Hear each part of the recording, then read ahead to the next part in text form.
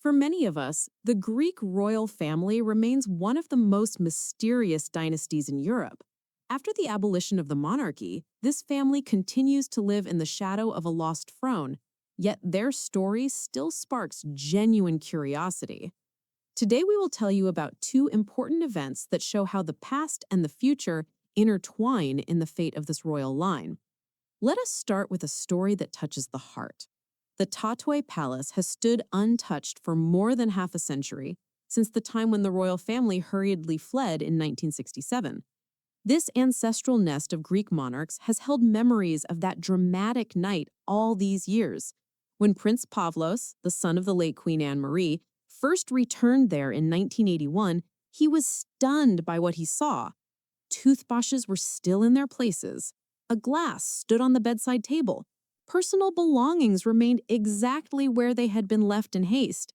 It looked as if the owners had simply stepped out to the shop and were about to return. This palace became a symbol of a lost era. After the royal family was exiled, the building passed into state ownership, and for many years King Constantine II fought in court for the right to return the family estate. The European Court of Human Rights eventually ordered the Greek government to pay the family compensation of 90 million kroner, but the palace remained in the hands of the state. And now, in the year 2026, it will open as a museum. This was officially announced by the Greek Ministry of Culture. Prince Pavlos, who was a baby when the family left the palace, speaks about his mixed feelings. On one hand, he is glad that people will be able to see what the royal family was like, because it is an important part of Greek history. On the other hand, it is sad to realize that the family home is no longer a home. The family was not even consulted about what the museum should look like.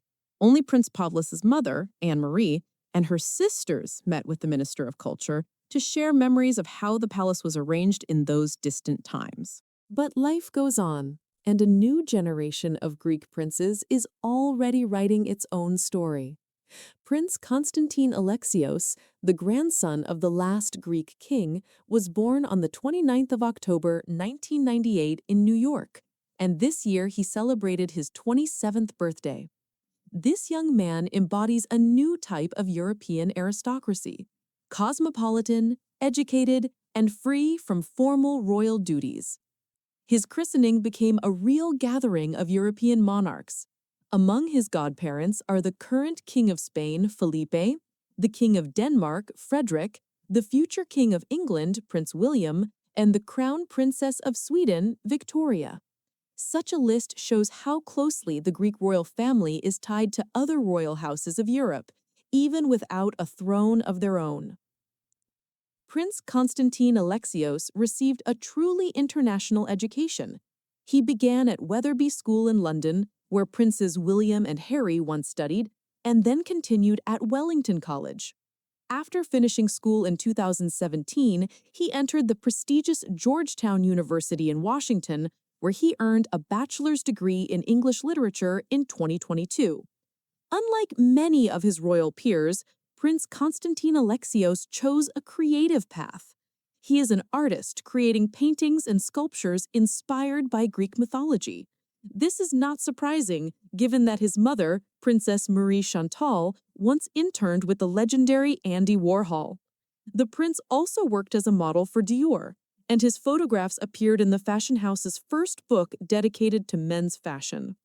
His social life is no less interesting than his artistic pursuits. His friends call him simply Tino, and he leads the life typical of a young aristocrat: weekends in the Bahamas, sledding in St. Moritz, hunting trips. In the year 2024, the family obtained Greek citizenship, which means the prince is expected to serve in the Greek army. The story of the Greek royal family is a remarkable blend of nostalgia and progress. The Tatoi Palace, like a preserved memory of a suddenly interrupted era, is reopening its doors, no longer as a home, but as a museum, inviting everyone to look at pages of history that were closed for a long time. And the new generation, represented by Prince Constantine-Alexios, reminds us that even without a crown, a dynasty does not lose its spirit.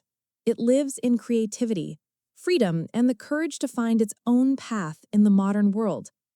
The past cannot be brought back, but it can be understood, preserved, and passed on.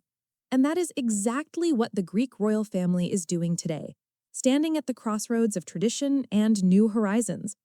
Their story is not about a lost throne, but about the strength to stay true to oneself, even when the world changes.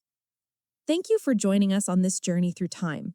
If you enjoyed this story, do not forget to like, subscribe to the channel, and write in the comments which royal family you would like to see in our next episode. See you in new videos. Many more amazing stories lie ahead.